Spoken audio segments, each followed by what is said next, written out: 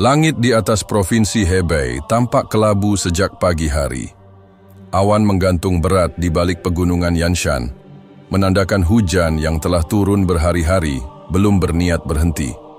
Hujan deras seperti ini bukan hal baru bagi penduduk desa Qiaotao, sebuah pemukiman kecil di kaki tembok besar Cina.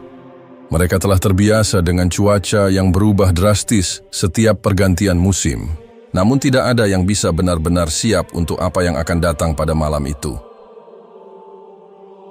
Pada pukul 2:30 dini hari waktu setempat, sebuah suara menggelegar membangunkan seluruh desa.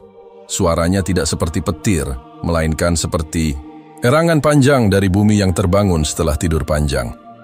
Tanah bergetar, genteng-genteng beterbangan, dan pepohonan merunduk layaknya sujud pada sesuatu yang tak kasat mata. Gunung di sisi utara desa runtuh perlahan. Sebuah longsor besar terjadi, menyapu lereng bukit tua yang selama ini dianggap tidak berbahaya. Keesokan paginya, ketika kabut mulai menipis dan hujan berhenti sebentar, warga desa keluar dari rumah mereka yang setengah runtuh. Mereka melihat debu tanah yang masih mengepul dari arah perbukitan. Beberapa orang berlari ke atas, khawatir akan ladang atau ternak mereka yang mungkin tertimbun. Namun, mereka malah menemukan sesuatu yang jauh lebih aneh daripada kerusakan biasa. Di antara reruntuhan batu dan lumpur, sebuah struktur aneh muncul, bukan batu biasa, tapi semacam formasi simetris, tertanam separuh dalam tanah. Bentuknya menyerupai gerbang atau pintu masuk, setinggi 2 kali tubuh manusia, dan terbuat dari batu hitam berkilau yang tidak lazim ditemukan di area itu. Yang lebih mencengangkan lagi, permukaan batu itu penuh dengan ukiran, melengkung, mengalir, seolah menari. Ukiran itu tidak menyerupai karakter Han, tetapi tampak seperti tulisan Arab kuno. Ini bukan dari sini. Gumam Zhaoyun, seorang tetua desa yang pernah belajar sejarah di kota Zhangjiakou. Segera kabar menyebar.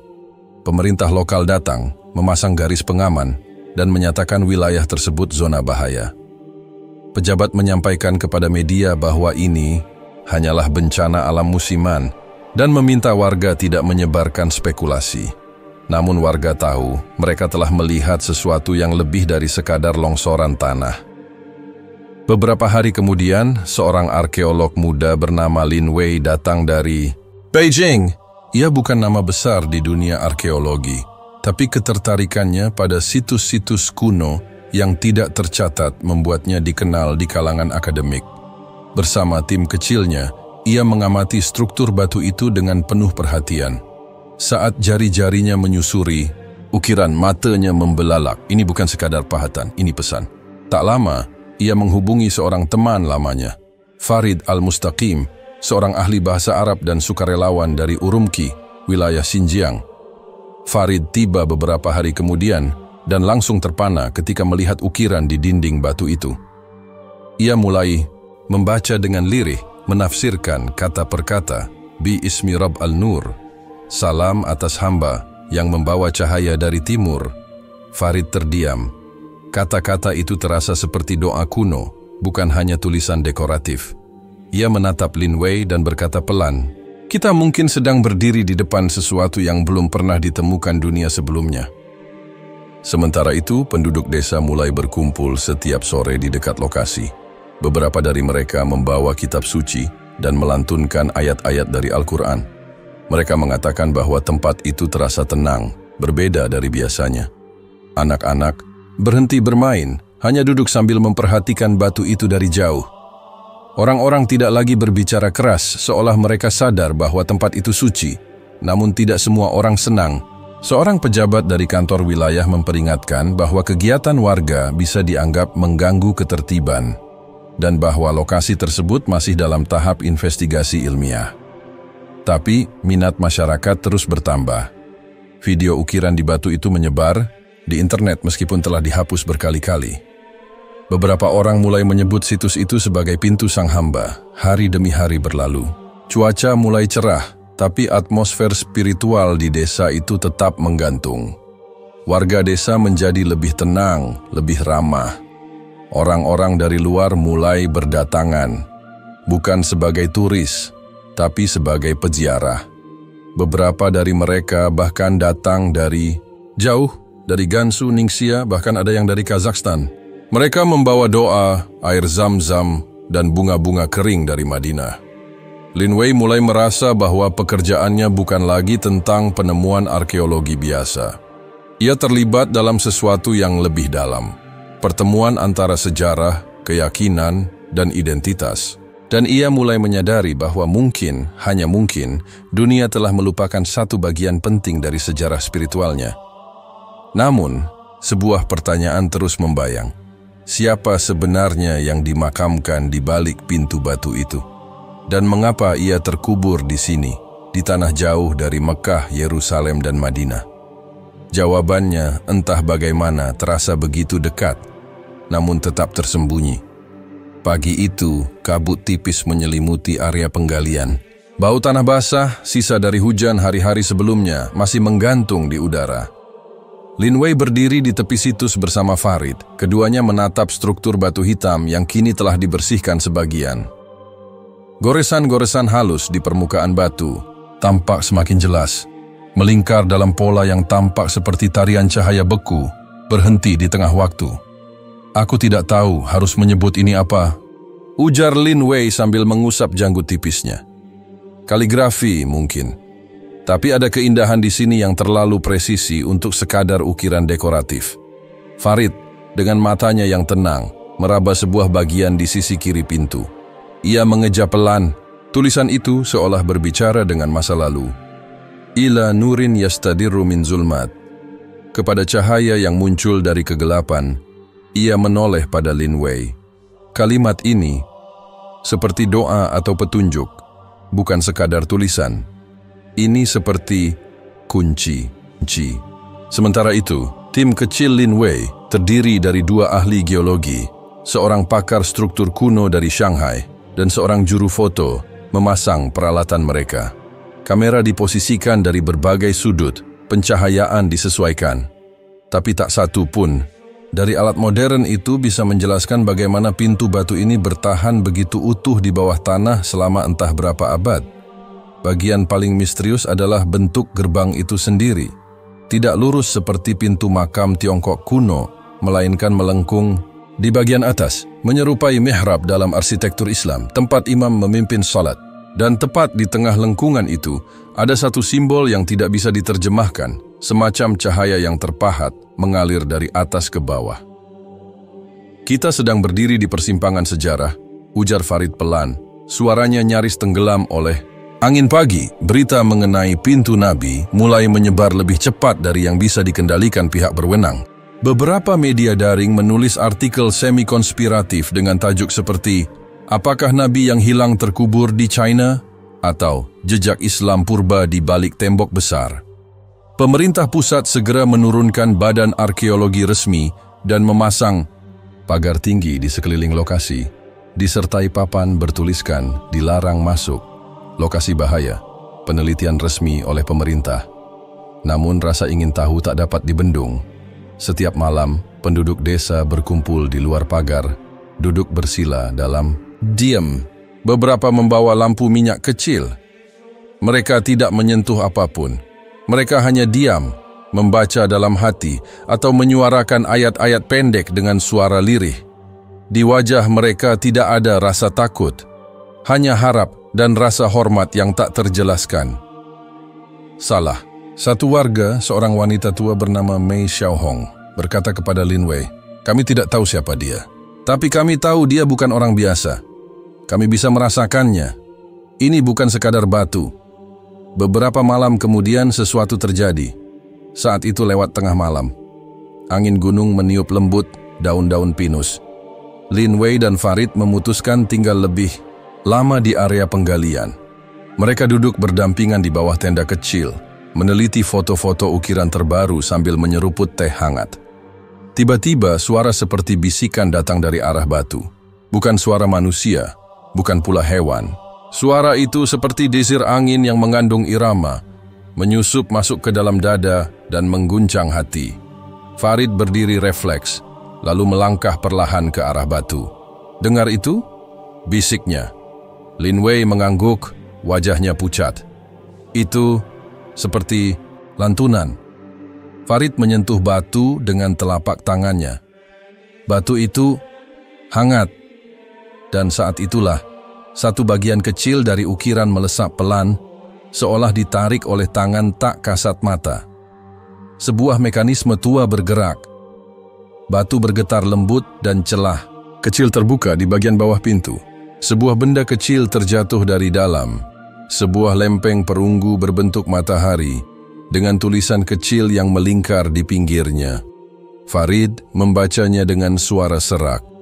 Wahai yang mencari, tidak semua nabi tercatat oleh pena manusia. Tapi setiap cahaya punya sumbernya. Carilah kebenaran di dalam, bukan di luar. Keduanya saling berpandangan. Lempeng itu meski kecil, membuka pertanyaan yang jauh lebih besar. Apakah benar ada nabi yang tidak tercatat dalam kitab suci resmi, namun jejaknya tersebar di timur jauh ini? Beberapa hari setelah penemuan lempeng itu, seorang sejarawan agama bernama Dr. Yusra Hanum dari Malaysia datang ke lokasi. Ia adalah pakar dalam studi naskah kuno peradaban Islam Asia Tengah dan Timur. Ia menyatakan bahwa kaligrafi pada batu itu sangat mirip dengan naskah dari abad ke-7 hingga ke-9 Masehi yang ditemukan di Turfan dan Dunhuang, wilayah jalur Sutra. Catatan sejarah resmi dalam kajian arkeologi Islam di Cina ditemukan berbagai peninggalan Islam awal, termasuk masjid, manuskrip, dan koin dinar Arab yang beredar di kawasan Chang'an dan Kashgar sejak abad ke-8. Sumber: Islam in China, A History of Persecution and Resilience, Cambridge University Press, 2020. Dr. Yusra menyimpulkan, ini bisa jadi peninggalan seseorang yang membawa pesan spiritual lintas batas.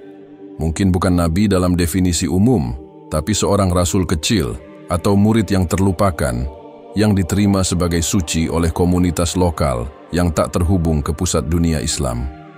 Hari itu ditutup dengan kesunyian. Langit sore di atas Hebei terlihat seperti kanvas merah muda dan emas. Di kejauhan, kabut mulai naik kembali dari lembah.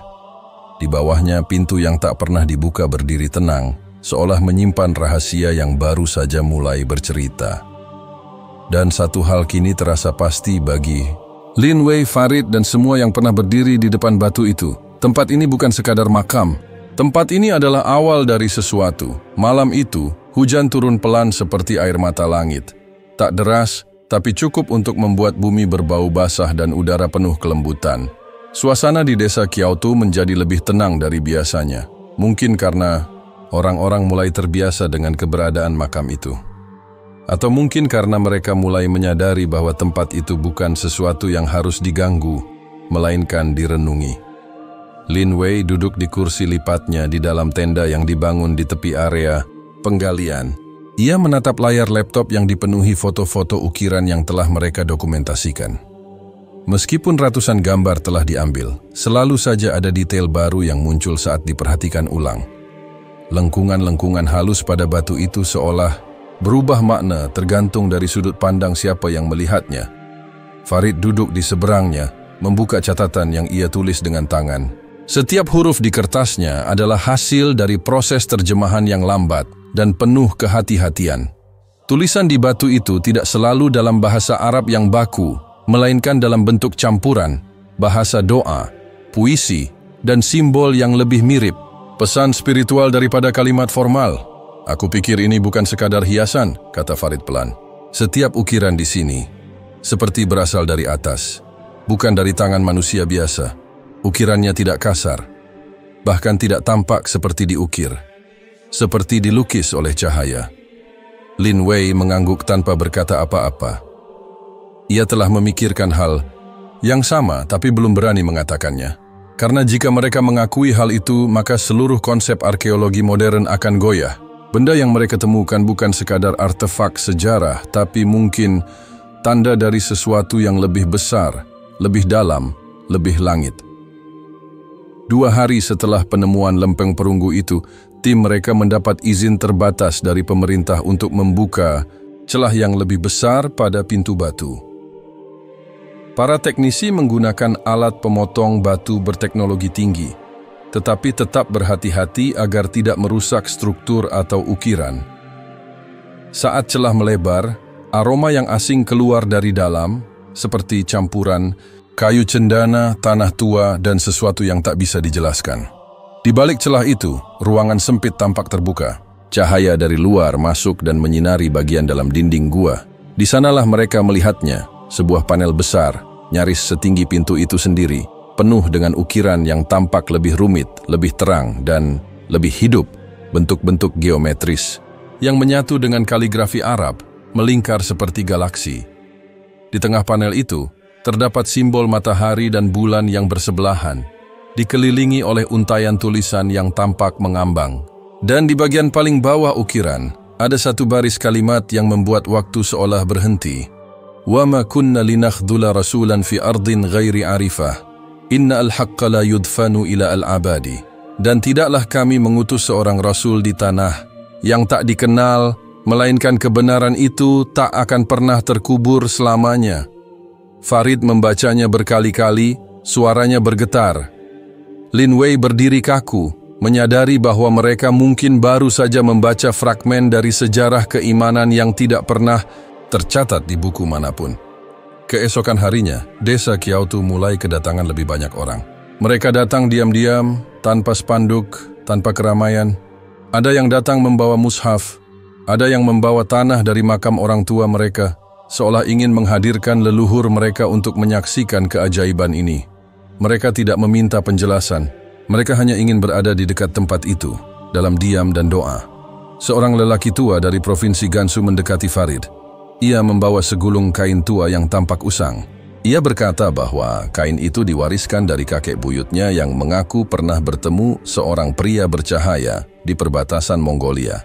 Farid membuka kain itu perlahan. Di dalamnya terdapat gambar tangan yang melingkar dengan kaligrafi kuno di bagian tengah telapak. Lin Wei memperhatikan dengan cermat, lalu menunjuk simbol di bagian bawah gambar tangan itu. Ia mengambil tablet digitalnya, membandingkan dengan foto ukiran di batu. Mereka sama persis. Apa mungkin orang ini pernah ada dan diterima oleh masyarakat lokal sebagai utusan? Tanya Lin Wei setengah tak percaya. Bisa jadi, jawab Farid pelan. Dan bisa jadi ia datang jauh sebelum hubungan resmi antara peradaban Islam dan Tiongkok tercatat. Mungkin ia adalah satu dari mereka yang disebut dalam Al-Quran sebagai rasul-rasul yang tidak diceritakan. Malam itu Farid membaca surah Ghafir ayat 48 di depan ukiran batu. Ayat yang berbunyi, "Dan sesungguhnya telah kami utus beberapa rasul sebelum kamu.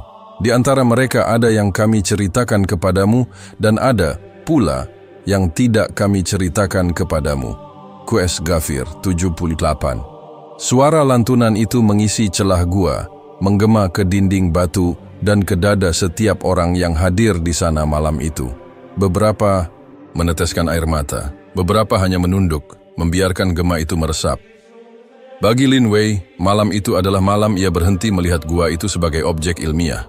Ia mulai melihatnya sebagai pengingat bahwa dunia jauh lebih luas daripada yang bisa dijelaskan oleh logika, bahwa kebenaran tidak selalu tertulis di buku sejarah, melainkan di hati manusia yang mencarinya dengan sungguh-sungguh. Ia memejamkan mata dan bertanya dalam hati, bukan kepada siapapun di bumi ini, "Apakah engkau pernah mengirim seseorang ke sini? Apakah engkau ingin kami menemukannya kembali?" Angin malam berhembus pelan, membawa harumnya tanah dan kayu tua dari dalam gua, seolah menjawab. Hari-hari berlalu di kaki tembok besar dengan ritme yang tidak lagi sama. Waktu di desa Qiaotu terasa melambat. Matahari yang terbit membawa sinar, keemasan yang memantul dari dinding batu gua, menciptakan pancaran lembut seperti aura yang menyelimuti situs itu. Warga yang dulu hanya sekadar lewat kini berhenti setiap pagi untuk sekadar menundukkan kepala atau berdiri diam menghadap pintu gua selama menunggu sesuatu yang tak mereka mengerti, tapi sangat mereka hormati. Lin Wei semakin tenggelam dalam penelitiannya, namun ia tidak lagi mengejar kesimpulan akademik. Ia mulai menulis bukan dengan gaya ilmiah, tapi seperti menulis surat untuk seseorang yang ia belum kenal. Setiap kata Yang ia tuangkan adalah refleksi, bukan hanya tentang sejarah, tapi tentang eksistensi, iman, dan apa artinya ditemukan dalam konteks yang lebih dari sekadar geografis. Farid pun berubah. Dulu ia lebih suka bekerja diam-diam, penuh logika dan kehati-hatian. Kini ia mulai mengimami sholat maghrib di antara batu-batu tua, hanya dengan beralaskan tikar bambu dan cahaya remang dari lampu tenda. Beberapa warga mulai mengikuti. Bukan karena mereka semua Muslim, tapi karena suara Farid saat membaca ayat-ayat suci menyentuh sisi terdalam dari jiwa mereka, sisi yang selama ini tak pernah diajak bicara oleh apapun. Suatu sore, ketika langit mulai berubah warna menjadi merah, Tua, seorang pemuda desa bernama Jian, datang membawa sebuah buku tua yang ia temukan di loteng rumah kakeknya. Buku itu berisi kumpulan catatan tangan dalam huruf Han kuno, diselingi dengan potongan kalimat berbahasa Arab dan tulisan aneh yang bahkan Farid tidak kenali. Saat dibuka di hadapan Lin Wei dan Farid, aroma kayu tua menyebar dan lembaran-lembaran buku itu seperti berbisik, tertulis di salah satu halaman. Dia datang dari arah yang tidak dikenal, berjalan tanpa alas kaki, membawa tongkat dan kata-kata yang membuat mata kami menitikkan air mata. Ia tidak meminta untuk diikuti, hanya untuk dikenang. Ia menyebut dirinya bukan nabi, tapi hamba yang dikirim sebelum penutupan. Kalimat itu membungkam semua yang hadir saat itu. Hamba yang dikirim sebelum penutupan. Apakah itu berarti ia hidup sebelum Nabi Muhammad? Atau sesudahnya, sebagai seorang mursyid, pembawa pesan untuk suatu kaum terpencil yang tidak pernah mendengar tentang wahyu? Lin Wei menyender ke tiang tenda dan menghela napas panjang. Ia merasa semakin dalam memasuki lubang misteri yang tak memiliki dasar. Namun di sisi lain, rasa takut itu perlahan berubah menjadi ketakjuban. Ia mulai merasa bahwa kehadirannya di tempat ini bukan kebetulan, bahwa segala jalan hidupnya, bahkan sejak kecil, mungkin telah diarahkan untuk momen ini. Farid menutup buku itu dan berdoa dalam hati. Jika ia memang hamba-Mu, ya Allah, maka perkenankan kami menemukan jejaknya, bukan hanya di batu dan ukiran, tapi di dalam diri kami sendiri. Malam itu, kejadian yang tak biasa kembali terjadi. Saat Farid melantunkan surah Al-Kahf, ayat yang berbicara tentang Ashabul Kahfi, pemuda-pemuda beriman yang bersembunyi dalam gua untuk melindungi iman mereka, hembusan angin masuk dari celah pintu batu dan membawa suara gaib yang tak dapat dijelaskan. Suara itu tidak berbentuk kata-kata, namun semua yang hadir malam itu memahami satu hal yang sama, bahwa mereka tidak sendiri di sana. Farid berhenti membaca, suaranya tercekat. Tempat ini merespons Al-Quran. Seperti gua itu, mendengar. Keesokan, harinya seorang gadis kecil dari desa, usia 8 tahun, mendatangi Farid dan memberikan selembar kertas dengan gambar buatan tangannya. Di gambar itu, tergambar seorang pria berjubah putih, berdiri di tengah cahaya, dikelilingi oleh gunung-gunung dan pohon-pohon pinus, dan di belakangnya ada pintu batu dengan tulisan bercahaya. Saat ditanya bagaimana ia bisa membayangkan itu, gadis itu menjawab polos, "Aku melihatnya dalam mimpi." Farid menggenggam gambar itu dengan lembut. Tangannya gemetar, bukan karena takut, tapi karena kagum.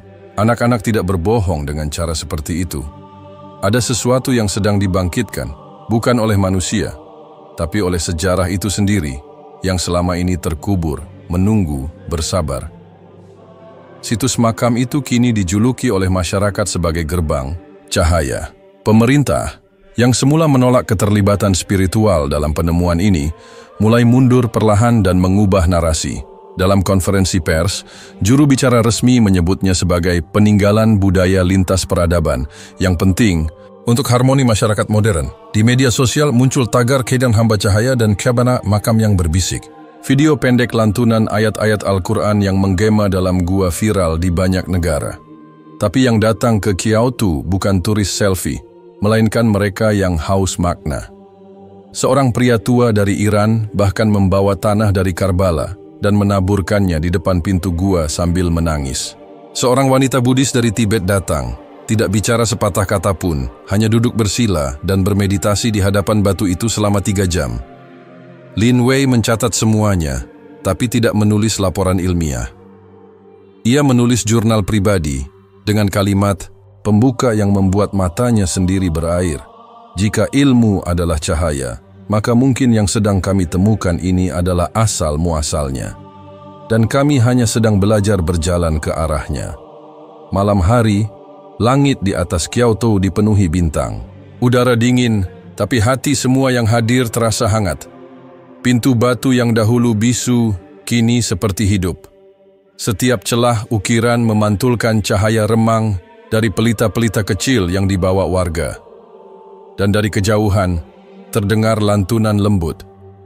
Doa dalam berbagai bahasa, tapi menuju pada satu arah.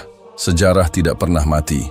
Ia hanya tertidur, menunggu untuk dibangunkan oleh mereka yang cukup sabar, cukup hening, dan cukup tulus untuk mendengarkan. Udara pagi di kaki tembok besar terasa berbeda. Sejak ditemukan ruang tersembunyi di balik dinding gua, akar-akar pohon pinus yang menjalar dari atas bukit seakan berhenti tepat di tepi ruangan itu, seolah-olah mereka pun tahu tempat ini bukan untuk diganggu. Suara burung pun tidak sering terdengar lagi di sekitar sana. Keheningan menjadi bahasa yang digunakan oleh alam untuk menghormati isi ruang itu. Ruang tersebut kecil, nyaris sempit bagi dua orang dewasa untuk berdiri berdampingan. Tidak ada hiasan mencolok. Dindingnya batu polos yang tidak disentuh cahaya selama entah berapa ratus tahun. Tapi di tengah-tengah lantai ruang itu, tertanam sebuah kotak kayu tua yang terbungkus lapisan tanah dan kelembapan. Kayunya berwarna gelap, mungkin pernah menjadi merah, tapi kini dimakan usia. Di atas tutupnya ada simbol kecil, melingkar seperti bulan sabit dan matahari yang berpelukan. Ketika kotak itu dibuka perlahan oleh Lin Wei dan disaksikan oleh Farid serta beberapa warga desa terpilih yang diizinkan masuk, ruangan menjadi sangat sunyi. Di dalam kotak itu terdapat satu gulungan kayu, rapuh namun utuh, dililit dengan benang sutra keemasan. Gulungan itu mengeluarkan aroma yang aneh, wangi damar, sedikit cendana dan sesuatu yang seperti embun yang lama disimpan. Farid mengambil gulungan itu dengan sangat hati-hati, menaruhnya di atas kain putih, lalu membukanya pelan-pelan. Ternyata gulungan tersebut bukan terbuat dari kertas atau kulit binatang, melainkan dari serat bambu yang telah dikeringkan dan dijahit rapat seperti halaman. Dan yang paling mengejutkan bukan bahannya, melainkan isinya. Tulisan dalam gulungan itu bukan satu bahasa. Ada bahasa Arab, tapi bukan Arab Qurani yang standar. Ada pula huruf Han kuno, bahkan simbol-simbol yang mirip aksara Brahmi dari India kuno. Ini bukan sekadar tulisan, ini seperti catatan perjalanan seseorang yang menembus banyak negeri, banyak peradaban, dan banyak keyakinan. Farid membaca bagian pertamanya dengan suara pelan, terbata-bata, seperti membaca surat dari masa lalu. Aku bukan nabi, aku bukan malaikat, tapi aku diutus. Aku mendengar suara dari langit saat bumi tidak memanggilku. Maka aku berjalan dari padang yang membakar kakiku hingga gunung-gunung yang menutup langit dengan bayang-bayangnya. Aku tidak membawa hukum, aku membawa peringatan. Aku tidak membawa kitab, aku membawa bisikan. Semua yang mendengarkan, termasuk Lin Wei, terdiam. Tidak ada yang menyangka kata-kata dari gulungan tua itu begitu hidup, begitu dekat. Seolah yang menulisnya tahu mereka akan membacanya suatu hari nanti. Di bagian tengah gulungan, tertulis catatan-catatan pendek yang menyerupai jurnal perjalanan. Dicatat dengan waktu yang tidak spesifik. Bulan keempat setelah langit tidak lagi gelap, atau hari kelima setelah air asin berubah manis. Tapi yang menarik adalah nama-nama tempat yang disebutkan. Banyak di antaranya terdengar asing, namun ada beberapa yang terasa familiar dalam bentuk kuno. Kutan, Yangjing, Samarkand, Nishapur. Farid dan Lin Wei terus membaca, kadang bergantian, kadang bersama. Ada bagian yang membuat mereka tercekat. Aku menyampaikan kepada mereka bahwa tidak semua kebenaran datang dengan bendera. Tidak semua cahaya datang dari satu arah. Mereka mengusirku karena aku tidak membawa pedang, tidak membawa pasukan, hanya membawa kesaksian bahwa hati bisa berbicara kepada langit tanpa perantara. Salah satu bagian akhir gulungan memuat pesan yang tidak lagi berupa narasi, melainkan semacam wasiat. Bila engkau menemukan tempat ini, maka sampaikanlah kepada mereka, yang mencintai cahaya bahwa aku tidak mati. Aku hanya menunggu ditemukan. Dan bila mereka bertanya siapa aku, katakan, dia yang berjalan sendirian, tapi tidak pernah sendiri. Kalimat terakhir itu membuat Lin Wei menutup matanya. Dalam hidupnya sebagai arkeolog, ia pernah menemukan peninggalan kuno dari dinasti Zhou, artefak Buddha dari lembah Tarim, bahkan reruntuhan zaman Gangsa. Tapi tidak satu kali pun, ia merasa seperti ini. Bukan hanya menemukan masa lalu, tapi masa lalu yang sedang menatapnya kembali. Sejak hari itu, Farid mulai memanggil pemilik gulungan itu sebagai Al-Abd An-Nur, hamba cahaya. Nama itu cepat menyebar di kalangan warga dan para pengunjung. Ia bukan nabi dalam pengertian formal, tapi ia adalah seseorang yang dianggap diutus, seorang perantara antara langit dan bumi, yang menulis bukan untuk dirinya sendiri, tapi untuk mereka yang akan datang jauh setelahnya. Pemerintah pusat akhirnya mengirim tim baru, terdiri dari ilmuwan lintas bidang, sejarah, teologi, linguistik, bahkan psikologi budaya. Tapi tidak ada satu pun dari mereka yang mampu menafsirkan isi gulungan sebaik yang dilakukan oleh penduduk desa itu sendiri, dengan diam, doa, dan rasa hormat. Warga Qiaotao kini tidak hanya datang untuk melihat batu. Mereka datang untuk membaca, belajar, dan bersujud dalam diam. Mereka membangun tempat sederhana di dekat gua, bukan sebagai kuil, tapi sebagai ruang tenang untuk siapa saja yang ingin merenung. Di pintu masuknya hanya tertulis satu kalimat, untuk siapapun yang mencari, tidak ada yang sia-sia bila hatimu terbuka. Beberapa pengunjung dari luar negeri menyumbang mushaf dan terjemahan Al-Quran dalam berbagai bahasa. Sebuah komunitas Muslim dari Uzbekistan mengirimkan karpet kecil, dan komunitas Kristen Timur dari Armenia mengirimkan lampu minyak sebagai tanda persaudaraan spiritual. Bahkan seorang biksu dari Laos datang dan menulis kaligrafi Pali yang artinya, jalan sunyi adalah tempat para cahaya bertemu. Batas-batas keyakinan mulai melebur dalam diam. Mereka tidak saling memaksakan, mereka saling mendengar. Semua itu karena satu gulungan kayu dari seseorang yang berkata, "Aku bukan siapa-siapa, tapi aku diutus." Lin Wei menulis di catatan hariannya, "Aku mulai percaya bahwa iman bukan selalu soal apa yang kita yakini, tapi pada apa yang kita cari. Dan seseorang di masa lalu telah lebih dulu mencarinya untuk kita semua." Malam pun turun, dan seperti biasa, di hadapan batu itu orang-orang berkumpul tanpa kata. Cahaya pelita menyala, dan dari dalam dada mereka yang duduk bersila, dari lubuk hati terdalam, doa-doa naik ke langit, menyatu dengan angin malam, menembus keheningan, menyentuh sisi dunia yang selama ini terlupakan. Hujan deras mengguyur desa Qiaotao pagi itu, membawa keheningan yang lebih mendalam dibandingkan biasanya. Namun, di tengah hujan yang menderas, suasana di sekitar situs makam mulai berubah. Sumber berita dari kota besar, saluran berita internasional, dan media sosial mulai melaporkan penemuan ini dengan cara yang berbeda dan yang lebih mengkhawatirkan, cara yang lebih politis. Pemerintah pusat akhirnya mengirimkan delegasi resmi yang terdiri dari pejabat tinggi yang bertugas memastikan bahwa situs itu tidak disalahgunakan untuk kepentingan pribadi atau agama tertentu. Namun, di balik kedatangan mereka ada juga agenda yang lebih besar, yang tidak terlihat oleh mereka yang hanya datang untuk menghormati dan merenung. Lin Wei dan Farid berdiri di pinggir gua, menyaksikan kedatangan delegasi yang membawa persiapan besar untuk memfasilitasi wisata. Tenda besar, tempat parkir, dan keamanan ekstra dipasang di sekitar gua. Para wisatawan yang datang bahkan mulai mengenakan lencana dengan simbol-simbol politik tertentu, seolah penemuan ini bukan hanya soal sejarah, tapi juga tentang kekuasaan dan pengaruh.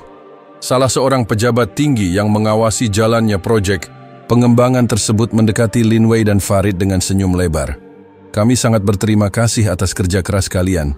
Penemuan ini tentu akan menjadi kebanggaan negara.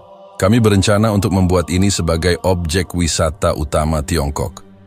Pintu gua ini akan menjadi tempat yang dikunjungi ribuan orang," kata pejabat itu. sambil memeriksa peta yang menunjukkan rencana pembangunan fasilitas di sekitar gua. Farid menatap pejabat itu dengan cermat. Tapi, apakah Anda tidak khawatir kalau mengkomersialkan tempat ini akan mengurangi nilai spiritual dan sejarahnya?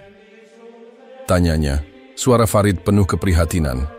Pejabat itu tertawa kecil, seperti tidak mengerti pertanyaan itu. Tentu saja, ini adalah warisan budaya kita. Tapi kita juga harus memikirkan perekonomian. Lagi pula, seperti yang kalian ketahui, sejarah juga milik seluruh dunia. Jika tempat ini menjadi daya tarik internasional, kita bisa menarik turis dari seluruh penjuru dunia. Ini lebih dari sekadar makam. Ini adalah simbol kejayaan Tiongkok. Lin Wei dan Farid saling berpandangan.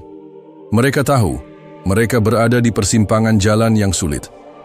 Mereka tidak ingin tempat yang begitu penuh makna ini dijadikan sekadar objek komersialisasi, tapi mereka juga tahu bahwa tanpa dukungan finansial dan pengakuan resmi, situs ini mungkin akan terabaikan. Namun, ketegangan yang lebih besar mulai muncul ketika kelompok-kelompok yang lebih ekstrim turut terlibat. Beberapa kelompok nasionalis mulai menunjukkan minat yang besar terhadap situs itu. Mereka mengklaim bahwa makam tersebut adalah bagian dari sejarah dan warisan budaya Tiongkok. Dan karena itu, hanya orang-orang yang layak menurut mereka yang boleh mengakses dan berdoa di sana.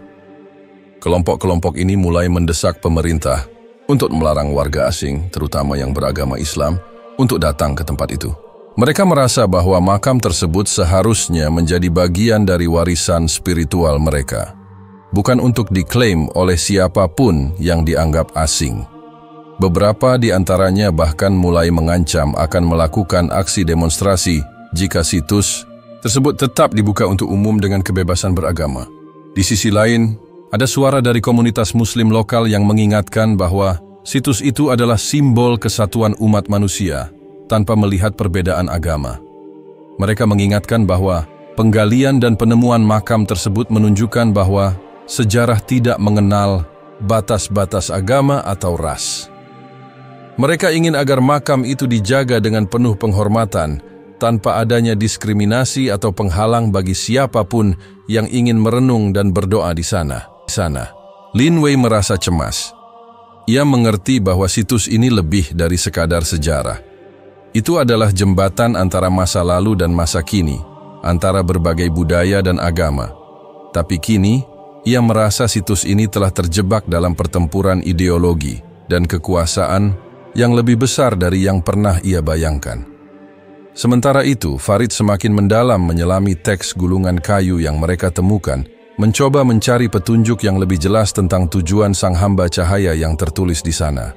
Dalam salah satu bagian gulungan itu, ada kalimat yang terkesan seperti sebuah peringatan. Mereka yang datang untuk berperang atas nama cahaya, tidak memahami makna cahaya itu sendiri. Cahaya itu tidak pernah untuk satu pihak, tidak pernah untuk satu bangsa. Ia milik setiap jiwa yang siap membuka mata. Farid merasa kalimat ini begitu dalam, seperti pesan yang diberikan oleh hamba cahaya itu untuk umat manusia yang tak pernah mendengarkan. Di tengah pergolakan ini, ia merasa bahwa mungkin inilah alasan mengapa makam ini ditemukan kembali, bukan hanya untuk mengungkapkan sejarah, tapi untuk mengingatkan dunia bahwa kebenaran yang tersembunyi di balik batu dan ukiran adalah tentang persatuan dan perdamaian, bukan pertarungan. Namun, bagi Lin Wei, situasi ini semakin membingungkan. Ia merasa ada dua dunia yang berbenturan di hadapannya. Satu yang ingin mengeksploitasi situs ini untuk keuntungan, dan satu yang ingin menjaganya tetap murni, sebagai tempat perenungan bagi siapa saja yang ingin belajar tentang kedamaian dan persaudaraan. Pada suatu malam yang gelap, ketika angin mulai mengalir lembut di antara batu-batu tua, Lin Wei berdiri di depan pintu gua. Ia menatap langit yang penuh bintang, berharap bisa menemukan jawaban. Keheningan malam memberi ruang bagi pikirannya, dan seketika ia teringat akan satu kalimat yang pernah ia baca di salah satu kitab tua. Kebenaran selalu muncul di tempat yang paling tidak terduga. Mungkin, di tengah pertempuran ini, kebenaran yang sesungguhnya adalah tentang bagaimana umat manusia bisa menjaga situs ini tanpa merusaknya. Bagaimana mereka bisa merayakan keindahannya tanpa mengklaimnya hanya untuk satu kelompok atau satu bangsa.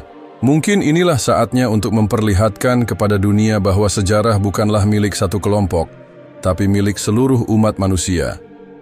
Dengan tekad baru, Lin Wei berbalik dan melangkah menuju gua, berharap bahwa suatu hari nanti, cahaya yang terpendam di sana akan mengingatkan dunia akan pentingnya toleransi, perdamaian, dan persatuan.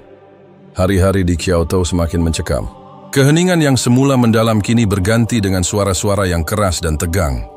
Berita tentang penemuan makam yang diyakini milik hamba cahaya itu telah menyebar ke seluruh dunia, menarik perhatian internasional, bahkan negara-negara besar mulai mengajukan klaim atas situs tersebut sebagai warisan budaya dunia.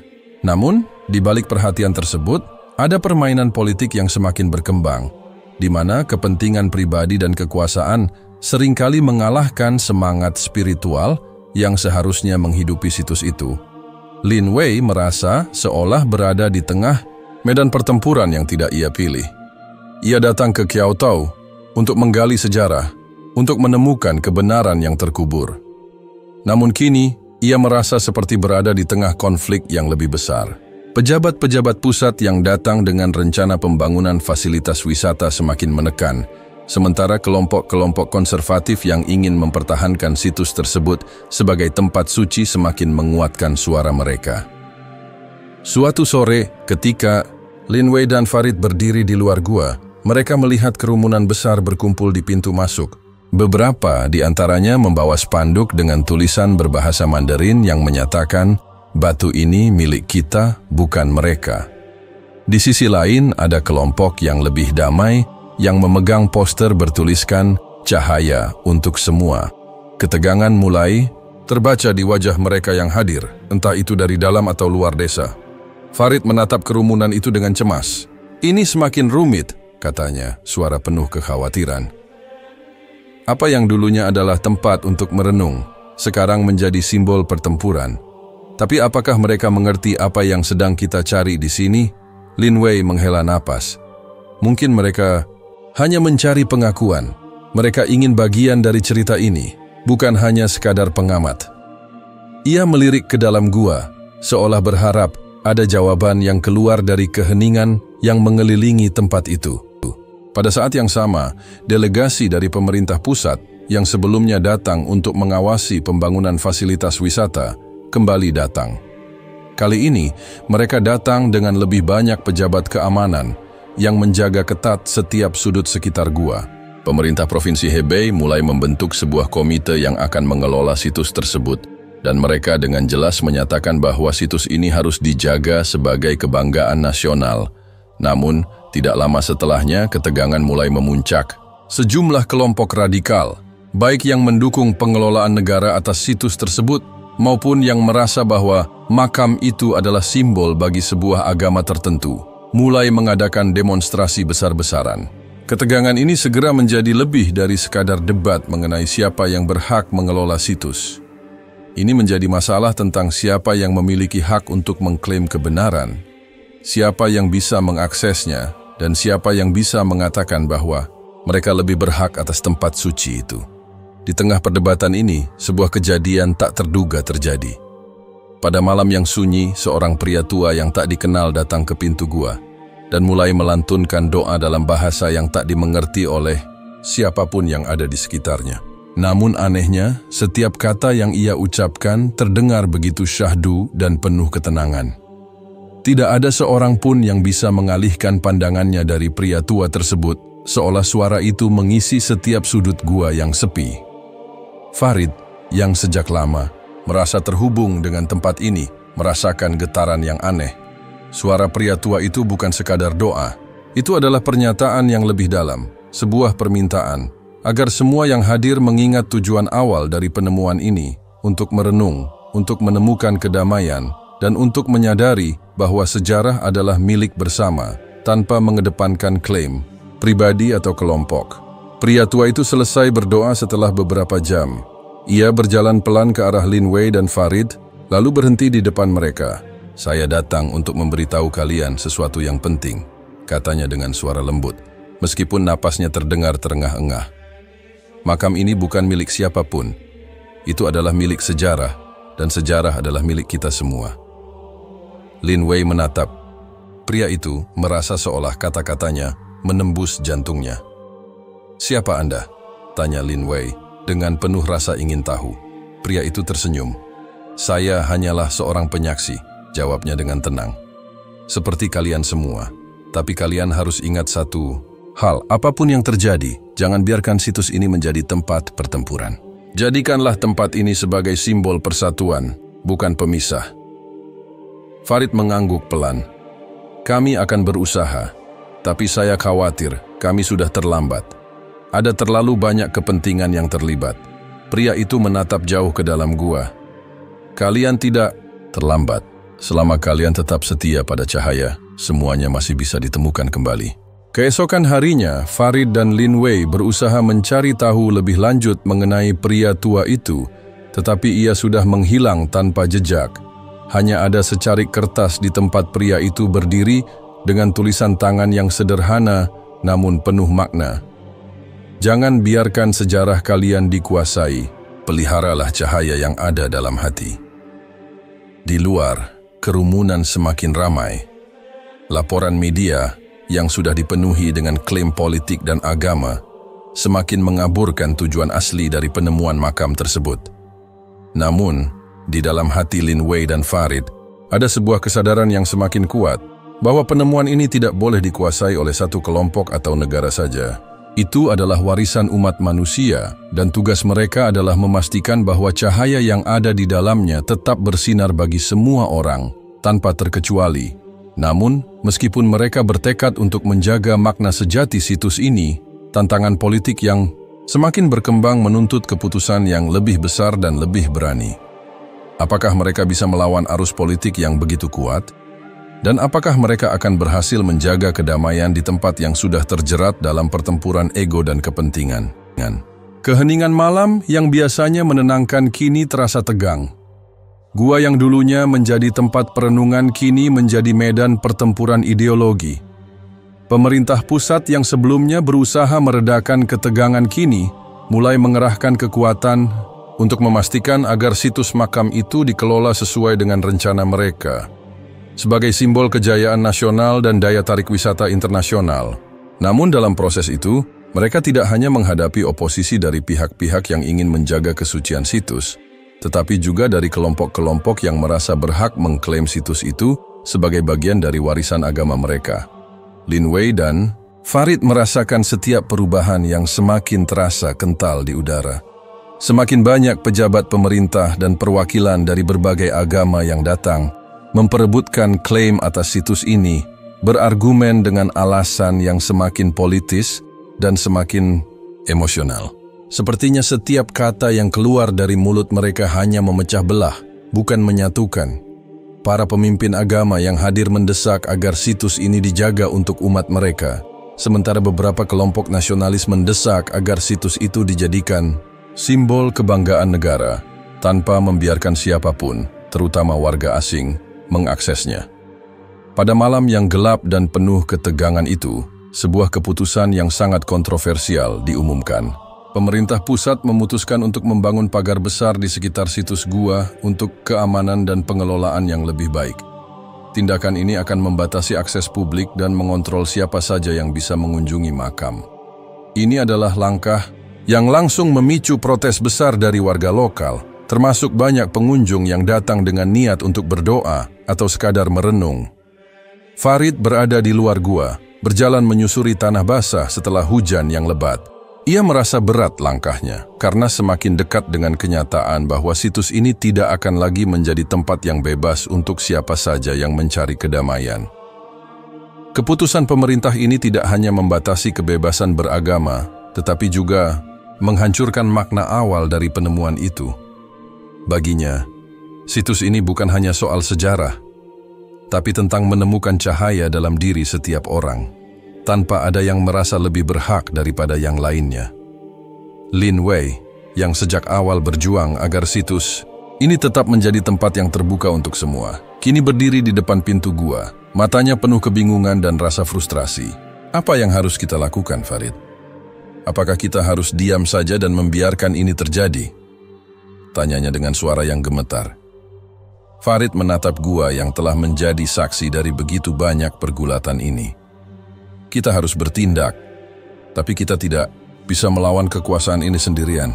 Jika kita terus diam, kita akan kehilangan kesempatan untuk menjaga kedamaian di sini. Kita harus berbicara, meskipun itu berarti kita harus menghadapi hal-hal yang lebih besar. Tepat pada saat itu, sebuah ledakan suara terdengar dari kejauhan. Sebuah ledakan yang cukup keras untuk mengguncang bumi. Farid dan Lin Wei langsung berlari menuju sumber suara, hanya untuk menemukan bahwa sebuah bagian pagar yang baru dibangun itu telah dihancurkan oleh sekelompok orang yang tampaknya tidak terima dengan pembatasan yang diberlakukan pemerintah. Kelompok itu terdiri dari warga desa yang marah dan beberapa individu yang mendukung kebebasan beragama. Mereka mulai meneriakkan protes mereka, meminta agar makam itu dibuka kembali untuk semua orang tanpa kecuali. Namun protes itu dengan cepat berubah menjadi kerusuhan ketika aparat keamanan yang datang untuk menjaga situs mulai menghadapi mereka dengan kekuatan yang lebih besar. Dalam kebingungannya, Lin Wei teringat akan kata-kata pria tua yang pernah ia temui beberapa waktu lalu. Jangan biarkan sejarah kalian dikuasai. Kalimat itu berputar-putar dalam pikirannya, mengingatkan dia bahwa semuanya akan sia-sia jika mereka hanya melihat situs ini sebagai alat untuk kekuasaan. Farid menatap Lin Wei, penuh tekad. Kita tidak bisa membiarkan tempat ini jatuh ke tangan mereka yang hanya ingin menguasai. Tapi kita juga tidak bisa membiarkan kekerasan merusak apa yang seharusnya menjadi simbol perdamaian. Kita harus menemukan cara untuk menghentikan ini. Namun, saat mereka berdiri, memikirkan jalan keluar yang terbaik, serangkaian kendaraan polisi datang dengan cepat, diikuti oleh sejumlah tentara yang diperintahkan untuk mengendalikan situasi. Keamanan semakin ketat, dan mereka yang mengatur protes semakin terpojok. Lin Wei dan Farid menyaksikan dengan perasaan campur aduk. Mereka tahu, meskipun mereka berjuang untuk menyelamatkan tempat ini, mungkin mereka akan gagal. Pemerintah pusat dan kekuatan eksternal lainnya sudah terlalu kuat untuk dihentikan hanya dengan tekad mereka. Di tengah kekacauan, Farid bertemu dengan beberapa pemimpin agama yang menyarankan bahwa ini adalah momen penting untuk melibatkan komunitas internasional. Kita harus membawa masalah ini ke dunia luar, ujar seorang imam tua dari Uzbekistan. Biar dunia tahu bahwa tempat ini bukan hanya milik satu bangsa, satu agama, atau satu ideologi. Ini adalah milik umat manusia. Lin Wei dan Farid menyadari bahwa mereka kini tidak hanya berhadapan dengan kekuatan politik dalam negeri, tetapi juga dengan dunia internasional yang mulai melirik situs ini sebagai warisan dunia. Namun, mereka juga sadar bahwa perjuangan mereka tidak akan mudah. Untuk menjaga kedamaian dan memastikan situs ini tidak jatuh ke tangan mereka yang ingin menggunakannya untuk tujuan politik, mereka harus bekerja lebih keras dan lebih cerdas. Pada malam itu, setelah pertempuran di luar gua mereda, Lin Wei berdiri di depan pintu gua yang gelap, melihat bayangan batu besar yang menghalangi jalan. Dia teringat kembali pada gulungan kayu yang mereka temukan. Kata-kata dari hamba cahaya itu, "Aku tidak mati, aku hanya menunggu ditemukan." Mengingatkan dia bahwa kebenaran tidak akan pernah hilang. Ia hanya menunggu untuk ditemukan oleh mereka yang memiliki hati yang terbuka. Namun, untuk menemukan kebenaran itu, mereka harus menghadapi tantangan yang lebih besar dari yang mereka duga. Ketika cahaya terpecah oleh kekuasaan dan perpecahan, apakah mereka masih bisa menemukannya? Pagi itu Chiao Tu masih terbalut dalam suasana yang kelabu dan mencekam. Di luar gua, di bawah langit yang hampir tanpa awan, Lin Wei dan Farid berdiri bersama sekelompok kecil warga desa yang telah memutuskan untuk tetap bertahan di sana. Mereka adalah orang-orang yang percaya bahwa makam ini harus tetap dijaga dengan hati-hati dan dihormati sebagai warisan bersama umat manusia. Mereka yang datang bukan hanya untuk berdoa, tetapi untuk berjuang agar situs ini tidak jatuh ke dalam cengkeraman kekuasaan politik yang membelah dunia. Setelah kejadian Bentrokan minggu lalu, Lin Wei dan Farid tahu bahwa mereka tidak bisa lagi bertahan hanya dengan berbicara. Mereka harus mengambil tindakan yang lebih konkret. Namun, langkah mereka tidak mudah. Dengan ketegangan yang semakin tinggi dan dengan pemerintah pusat yang tidak menunjukkan tanda-tanda akan mundur dari rencananya untuk mengendalikan situs tersebut, mereka tahu bahwa waktu mereka semakin sedikit. Pagi itu, setelah berhari-hari penuh dengan rapat-rapat sengit dan diskusi panjang, Lin Wei menerima sebuah surat dari seorang tokoh yang sangat dihormati dalam komunitas internasional, seorang profesor arkeologi terkemuka dari Eropa yang sebelumnya pernah melakukan riset tentang sejarah agama-agama di Tiongkok. Dalam suratnya, profesor itu menulis dengan nada yang mendalam, "Jika kalian ingin memastikan bahwa makam ini tetap menjadi simbol perdamaian, kalian harus berbicara dengan dunia. Dunia harus tahu bahwa situs ini adalah milik umat manusia, bukan hanya milik satu negara, satu agama, atau satu kelompok. Ini adalah warisan yang harus dijaga bersama, dan jika kalian ingin mencapai itu, kalian harus membawanya ke panggung internasional." Farid dan Lin Wei segera menyadari bahwa ini adalah jalan yang harus mereka tempuh. Jika mereka terus bertahan di dalam negeri, mereka akan terjebak dalam politik domestik yang tidak akan pernah memberikan jalan keluar. Mereka harus membuat dunia tahu tentang situs ini dan tentang pentingnya situs ini sebagai simbol kesatuan. Keputusan itu datang dengan konsekuensi besar.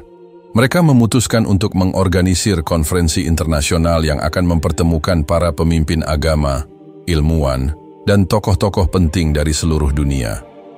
Konferensi ini bukan hanya tentang sejarah makam itu, tetapi juga tentang bagaimana umat manusia dapat merayakan perbedaan mereka dengan cara yang penuh kedamaian dan saling menghormati. Namun, keputusan ini tidak datang tanpa tantangan.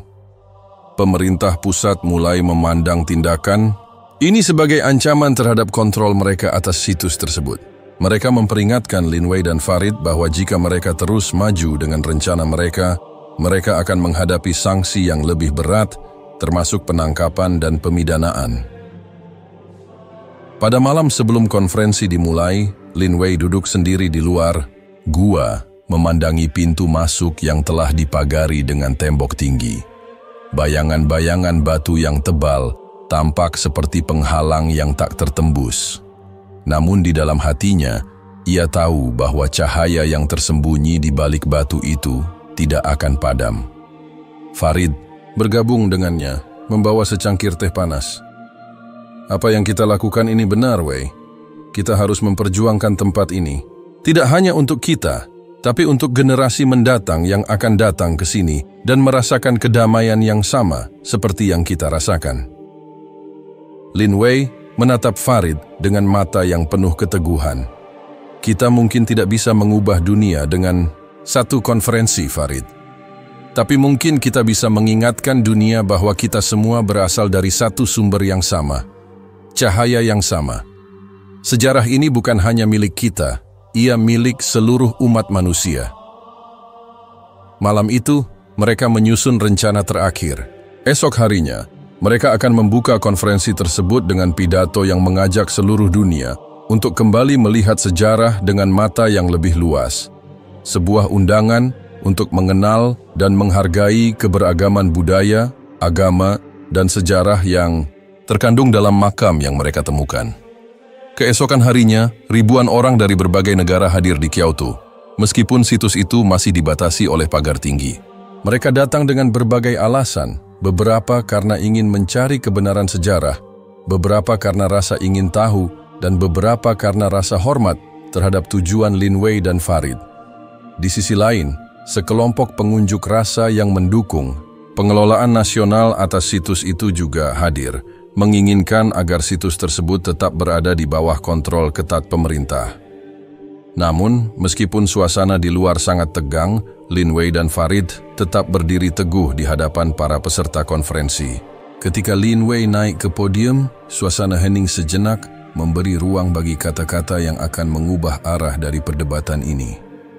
"Dunia telah datang ke sini dengan harapan menemukan kebenaran yang tersembunyi dalam sejarah," ujar Lin Wei dengan suara yang tenang namun penuh makna.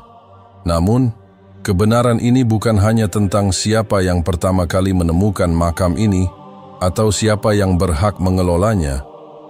Kebenaran ini adalah tentang kita, semua umat manusia. Kita semua memiliki tanggung jawab untuk menjaga situs ini, bukan hanya sebagai warisan budaya, tetapi sebagai simbol dari apa yang dapat kita capai ketika kita bekerja bersama, meskipun kita berbeda. Ini adalah tempat yang mengingatkan kita bahwa cahaya bukan milik satu pihak, tetapi milik kita semua. Farid, yang berdiri di sampingnya, menambahkan, makna dari penemuan ini tidak seharusnya diperebutkan. Ini bukan sekadar soal agama atau negara. Ini tentang sejarah umat manusia yang saling terhubung. Dan jika kita bisa melihatnya dengan cara itu, kita bisa menciptakan masa depan yang lebih baik. Dimulai dari sini, dari tempat ini. Di antara kerumunan, beberapa orang terdiam. Ada ketegangan yang masih ada, tetapi ada juga secercah harapan yang mulai tumbuh. Mungkin, hanya mungkin, cahaya yang telah terpecah selama ini bisa disatukan kembali. Namun, tidak semua orang siap menerima pesan ini. Kelompok-kelompok yang lebih konservatif dan nasionalis tetap pada pendirian mereka, menyatakan bahwa ini adalah saatnya untuk mempertahankan kontrol. Tetapi di sisi lain, ada suara-suara baru yang mulai muncul, yang mengingatkan kita bahwa sejarah tidak bisa dimiliki oleh satu kelompok saja, sejarah adalah milik semua orang. Ketegangan masih terasa, namun untuk pertama kalinya dalam beberapa waktu, ada percikan harapan. Mungkin meskipun tantangan ini besar, cahaya yang tersembunyi dalam makam itu, cahaya yang telah menunggu selama berabad-abad, masih bisa menginspirasi umat manusia untuk bersatu, untuk menghargai satu sama lain, dan untuk mencari kedamaian. Hari yang dinantikan akhirnya tiba. Jiaotou, yang sebelumnya hanya dikenal sebagai desa kecil di Provinsi Hebei, kini menjadi pusat perhatian dunia. Setelah berbulan-bulan penuh ketegangan, perdebatan, dan protes, konferensi internasional tentang situs makam yang ditemukan di balik tembok besar Cina itu dimulai dengan penuh harapan dan rasa takut. Semua mata dunia tertuju pada tempat ini, menunggu keputusan yang akan menentukan masa depan situs ini, dan mungkin juga masa depan hubungan antar budaya di dunia yang semakin terpecah. Lin Wei dan Farid berdiri di depan pintu gua, merasa perasaan mereka bertumpu pada satu titik, keputusan yang akan mengubah segalanya. Mereka tahu bahwa di balik upaya mereka untuk menjaga kedamaian, ada banyak yang bergantung pada mereka. Jika mereka gagal, situs itu bisa menjadi alat propaganda atau menjadi tempat yang terpecah oleh klaim-klaim yang tak berujung. Namun jika mereka berhasil, makam ini bisa menjadi simbol yang mengingatkan dunia akan pentingnya toleransi dan saling menghormati.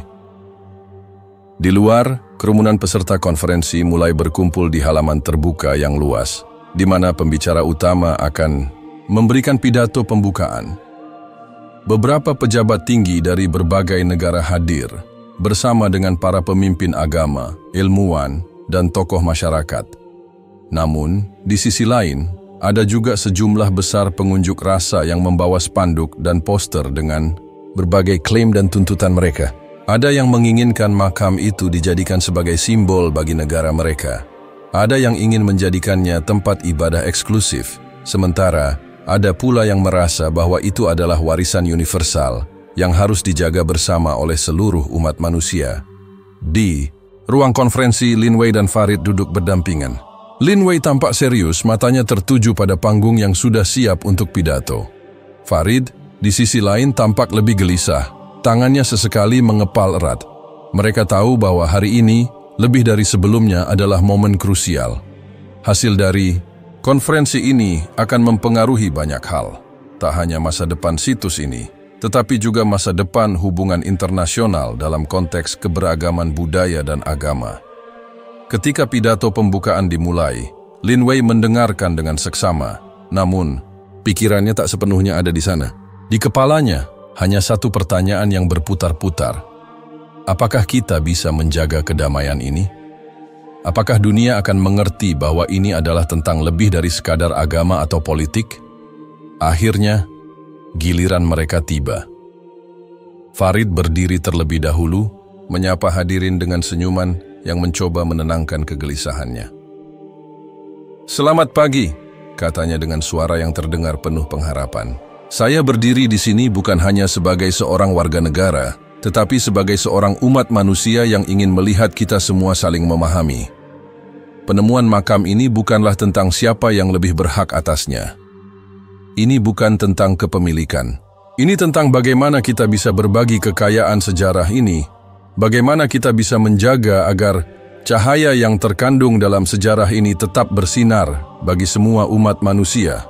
Lin Wei mengangguk dan melanjutkan, "Makam ini, yang diyakini milik seorang nabi yang tidak tercatat dalam sejarah resmi, mengingatkan kita bahwa sejarah bukanlah sesuatu yang statis.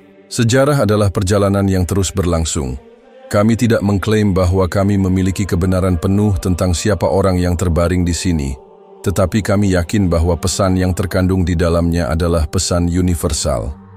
Kita semua, meskipun berasal dari latar belakang yang berbeda, memiliki satu tujuan yang sama, cinta dan perdamaian."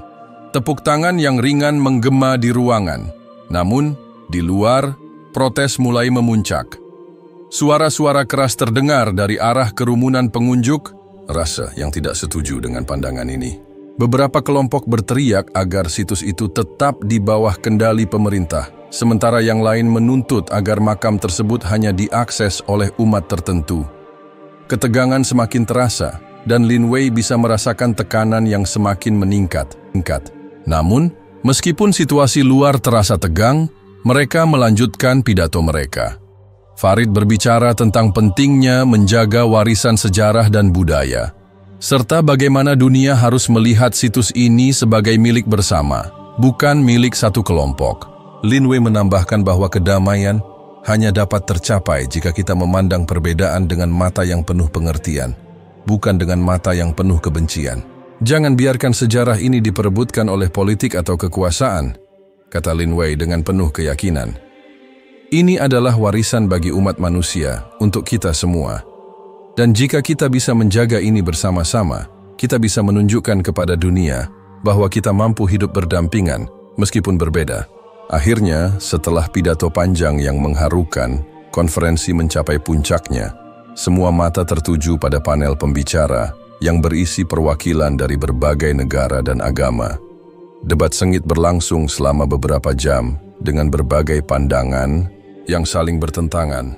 Namun, di tengah perdebatan itu, sebuah kesepakatan mulai terjalin bahwa makam ini, meskipun memiliki akar sejarah yang kuat di Tiongkok, harus diperlakukan sebagai warisan dunia yang menghubungkan umat manusia di seluruh penjuru dunia.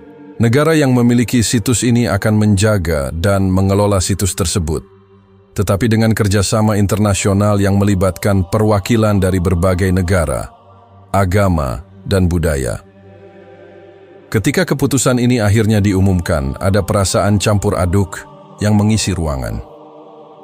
Beberapa orang merasa kecewa, merasa bahwa mereka harus menyerahkan klaim mereka. Namun, banyak yang merasa lega, karena keputusan ini memberi mereka harapan bahwa situs tersebut akan tetap menjadi simbol perdamaian dan kesatuan. Lin Wei dan Farid berdiri di belakang panggung, saling menatap. Mereka tahu bahwa perjuangan ini jauh dari selesai dan bahwa banyak tantangan akan terus muncul di masa depan. Namun, mereka juga tahu bahwa mereka telah mengambil langkah besar untuk memastikan bahwa cahaya dari makam ini tidak akan pernah padam. Ini bukan hanya tentang menang atau kalah. Ini adalah tentang menjaga pesan universal yang terkandung di dalamnya. Saat mereka meninggalkan ruang konferensi dan berjalan kembali ke gua, Lin Wei merasakan kedamaian yang langka. Suara-suara dari luar masih terdengar, namun hatinya tenang. Mereka berhasil menjaga apa yang paling penting, makna dari situs ini yang telah mengingatkan dunia bahwa sejarah kita bukanlah sesuatu yang terpisah-pisah, tetapi sesuatu yang kita bagikan bersama. Di depan gua, mereka berdiri sejenak. Farid menyentuh batu besar yang menghalangi pintu masuk, merasa bahwa ada sesuatu yang sangat dalam di dalamnya. Sesuatu yang lebih dari sekadar sejarah, lebih dari sekadar agama. Itu adalah cahaya yang terus hidup, yang tak pernah padam, meskipun Dunia seringkali mencoba untuk menutupinya. Ini baru permulaan, kata Lin Wei dengan senyuman tipis. Farid mengangguk. Tapi setidaknya kita sudah melakukan yang terbaik untuk menjaga cahaya ini tetap hidup.